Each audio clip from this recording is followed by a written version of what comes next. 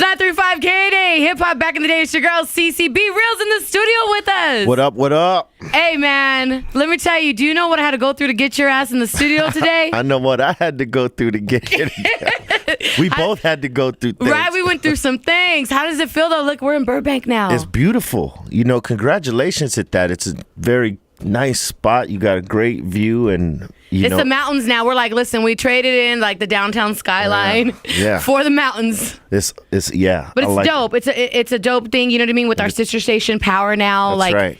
And it's much closer to my crib. Oh, so you're happier. So I'm easy right here.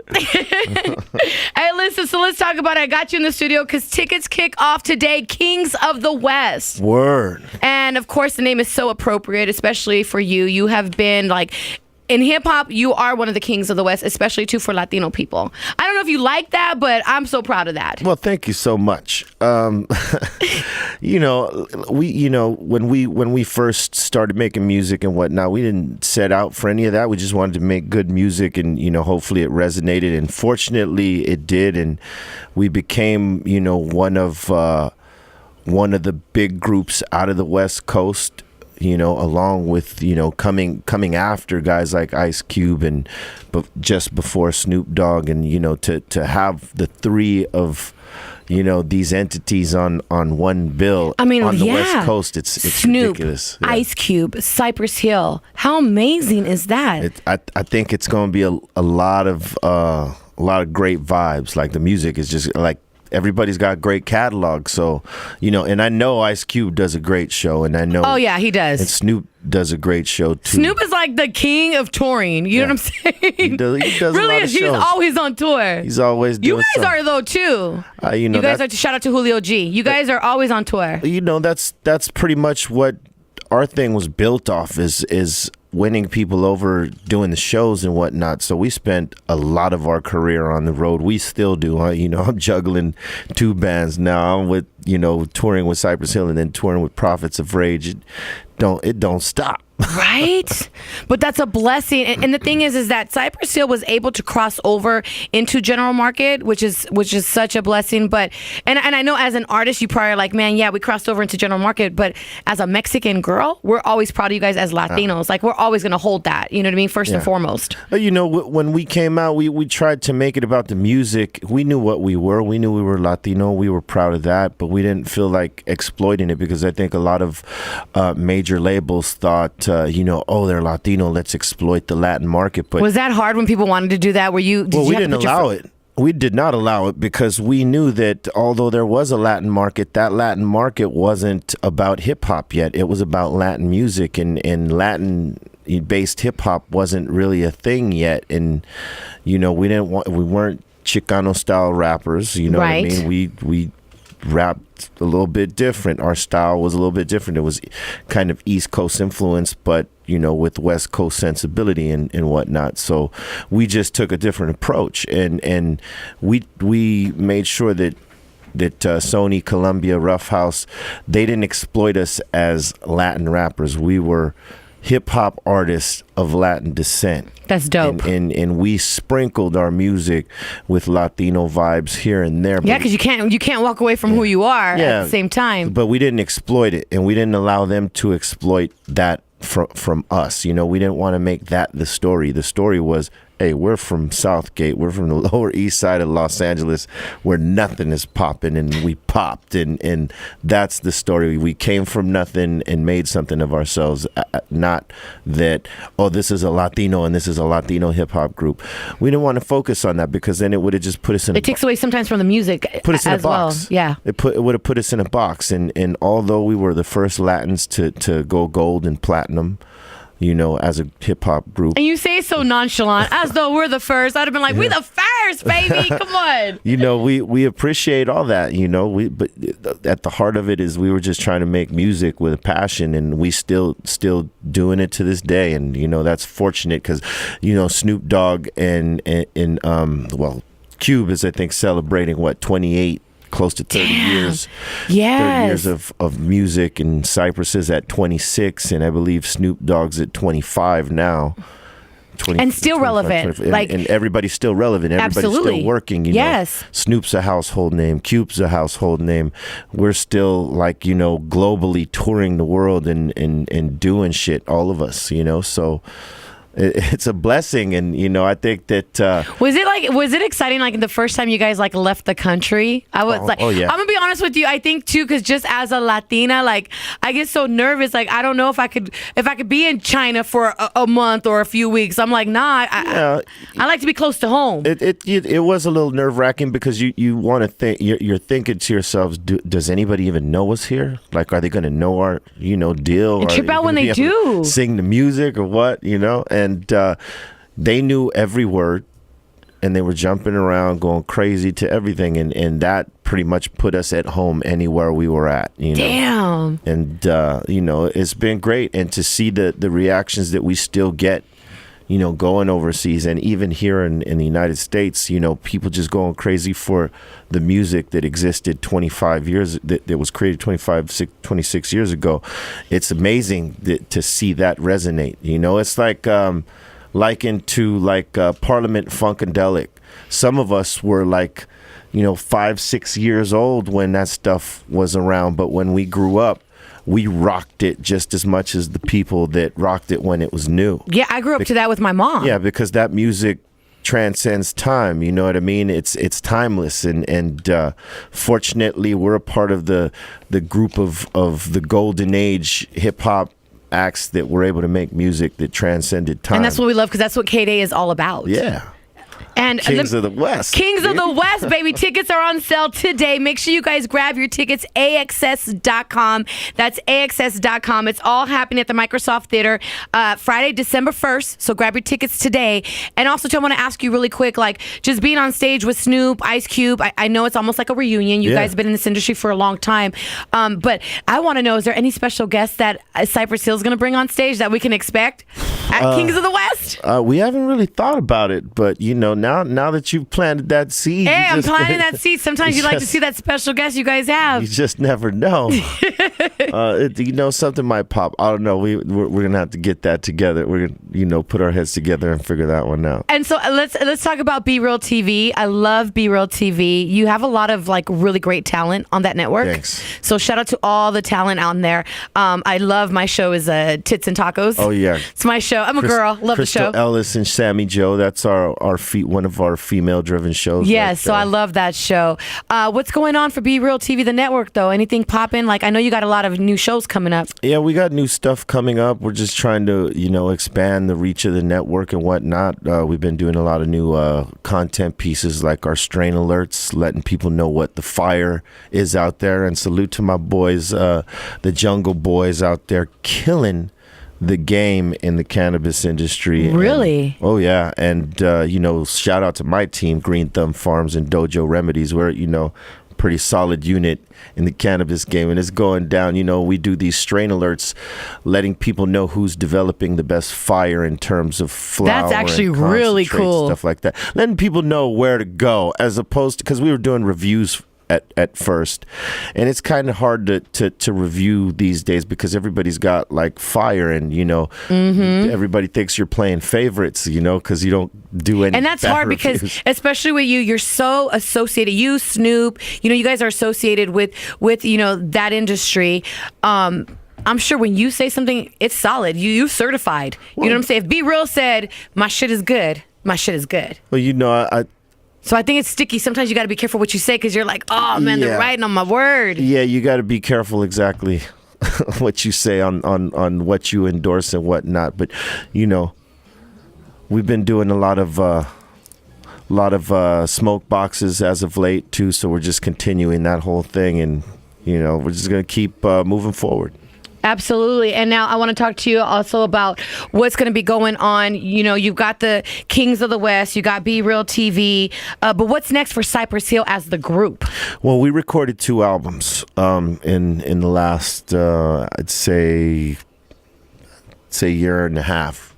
You know? I knew you were recording. I know there was an album because I had heard you were in the studio, and I actually said something the next day when I heard the room. They're like, B has a new album he's coming out with. He's in the studio. So I went on air and I was like, hey, rumor has it there's going to be a Cypress Hill. Yeah, we got in there with Muggs and recorded this album called Elephants on Acid, and he's in the lab, mixing that down and finishing that up.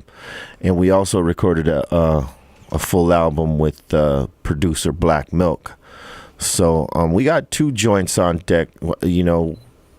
I don't know exactly which one's coming first. I believe Elephants on Acid is probably going to be the one, because that's with Muggs. That's with the Grand Master. Motherfucker's been waiting. Oops, sorry. No, it's okay. It's okay. You got to make sure you follow him at Be Real to find out when exactly it's going to drop. Yes, we'll let you know when it's going to drop. And it's if I could describe it as anything, it's like dark, psychedelic, eerie. That's all you, dude. Yeah. That's all you. You like that. Yeah, with Cypress I do. But, with other projects I've done stuff different. Like, with my man Burner, and we've done, 3 quality pieces. We did 2 mixtapes and an album, the Prohibition series. And a lot of that was like new style of beats, and even some trappish, because I try to keep an open mind to everything, creative. Like, I've done a lot of raw hip-hop albums. I did 2 serial killer albums with Demrick and Exhibit. Shout out to Demrick. Yeah, I love Demrick. And I did one with Psycho Realm, and way back in '97, and salute to them because it's their 20-year anniversary for that album. Shout out to Psycho Realm. So let me ask you, because I know, people are coming out with, their biopics. Anything about Cypress Hill? I know you've lived an interesting life apart from the group and with the group. Like, has anybody approached you guys on doing something? Yeah, I mean, there's like that rush that happens when somebody does something great, and people want to replicate that. So the minute the NWA movie got out there, people were talking. I feel like to the us. Straight Outta Compton, and I, speaking from my point of view, the Straight Outta Compton movie, it kind of made KDAY music popping again. Yeah. At some point, people were like, KDAY's music is more popular right now than the new music. Yeah. And I feel like it's true. People like the retro, sometimes, there was a lot of substance in that music. So, people want to hear more of it. And if there's not more like it, they're going to go back to it. And, but to the point of the films and stuff like that, because of Straight Outta Compton, other groups are starting to kind of go in that same lane and do biopics and stuff like that. And we've never been one to a group to fall into the same fold as everybody else. If we're going to do something, we want to do it different than anybody else.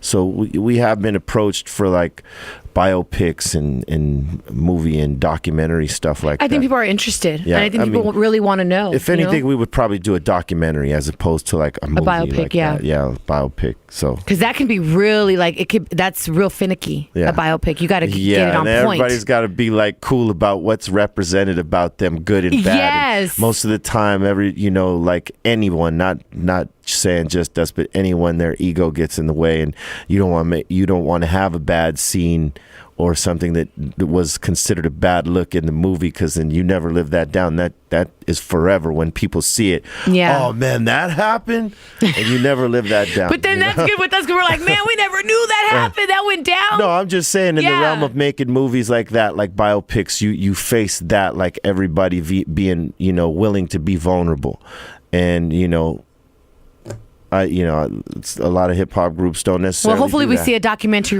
soon. We'll see probably most likely a documentary. I don't see a biopic. I've been through too much crazy stuff. He's not trying to put it all out there for you guys. Yeah, you know what I'm saying? You might want to know some of it, but all of it's not that. Hey V, so listen, I really respect your opinion, and I want to ask you, like, up and coming artists, who do you think we need to keep our eye on right now? Up and coming artists, right now.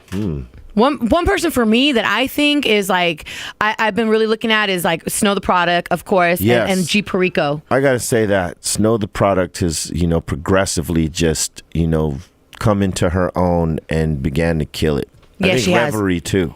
Oh, I love Rev. Like, I love Reverie. We just That's had my her girl. in the smoke box. That's going to come out pretty soon. I feel like she has like a really cool artistic eye on how she likes her stuff to be captured and filmed. Like literally all her visuals has really caught my attention. Yeah. So I love Reverie. Yeah, they're doing their thing. Absolutely. Now, let me ask you this really quick. Like, you know, as far as KDAY is concerned, I usually ask every artist walking in here, I know the importance of this radio station, and I know the importance that it has and the importance that it is on the West Coast and what we represent. I feel like we are the root and we are the heartbeat of Los Angeles. Absolutely, hands down. I want to know what you think. What is the importance of this radio station and why it needs to stay where it's at? Well, it was it's a part of our history, for one. I mean, the Mixmaster show that KDAY started. Well, KDAY was playing a lot of different style of music at the time, in terms of R&B and in hip hop, but they would only play hip hop on Friday nights in the Mixmaster show. And when the hip hop caught on, they started playing it during the week and whatnot, and it became a thing. And it was an AM station in the beginning that was playing East Coast and what we did have here on the West Coast, and that made a lot of careers. It put us on to a lot of East Coast artists that would become legendary. And that show right there, the Mixmaster show, which was the big influential show, when stations like Power 106 came into doing the first mix show on FM in Los Angeles, which was with the Baker Boys. Salute to them. That KDAY was an influence on that, and that brought hip hop to the FM band, with that, through that show. And that was directly influenced by KDAY and the Mixmaster show. So this, KDAY, was our roots and our history, our first steps into the hip hop culture, if you will. And that spawned a lot of us to not only be fans, but like wanting to do it ourselves. And that cultivated homegrown talent here, saying, oh shit, we could do that. Yeah, absolutely. So, and because they're from the neighborhood. So I think it's always important to maintain the history and to keep it right there in the forefront and to keep it going, like archiving history and like putting it on display. Thank you. I appreciate that. Well, listen, Kings of the West going down December 1st on a Friday. Make sure you guys grab your tickets, AXS.com. Snoop Dogg, Ice Cube, Cypress Hill. Shout out to Be Real in the studio with me right now. And listen, I'm going to give away a pair of tickets, but how about this? They win a pair of tickets and they win the chance. They qualify for a backstage experience with you guys. Oh, boy. So you guys get to like really just see Cypress Hill, Ice Cube, and Snoop backstage and what they really do and how they hang out. Get your lungs ready, baby. You guys are going to be lit hanging out with him. Let me just tell you. Oh, man. Call it number 9 right now. 323-520-5329. Thank you, B. I appreciate you coming up here. And you already know the love I have for you. Likewise. Like, people don't understand. Like, I'm a huge fan of Cypress Hill. And I've told you this before, and you were surprised about it. Like, when we were growing up younger, we lived in Southgate. I lived off of Tweedy and San Juan. Yeah. And so we used to go to this theater called the Allen Movie Theater. That's I don't know right. if you remember it. Yeah. So we would, go up there, and then we moved, we went from Southgate to Granada Hills for a period. And I remember they were like, hey, Cypress Hill, I heard they're from Southgate, and I don't know if it's true, but I heard the reason that they got their name Cypress Hill is because they live off Cypress Street. And I'm like, oh, I think I know where that's at. So we went driving up and down trying to see if we could find you, me and my cousins, cabronas, huh? And we never did, but we tried. Yeah. No, Sendog lived on Cypress Ave between Firestone and what was the other fucking the other street on it's the okay. It's man, I can't. Liberty. Oh, Liberty. yeah. I went to Liberty. Yeah, so, he lived in that middle stretch, and that's where we were at a lot of the times as young men and kids, like before we got, started traveling and stuff like that. We were on that block. And hey, well, let me tell you, there was 4 Mexican girls in a car looking for you guys one time, but we couldn't find you. Right on. I appreciate that. It's all love. It's all one love. Come on, it's KDAY.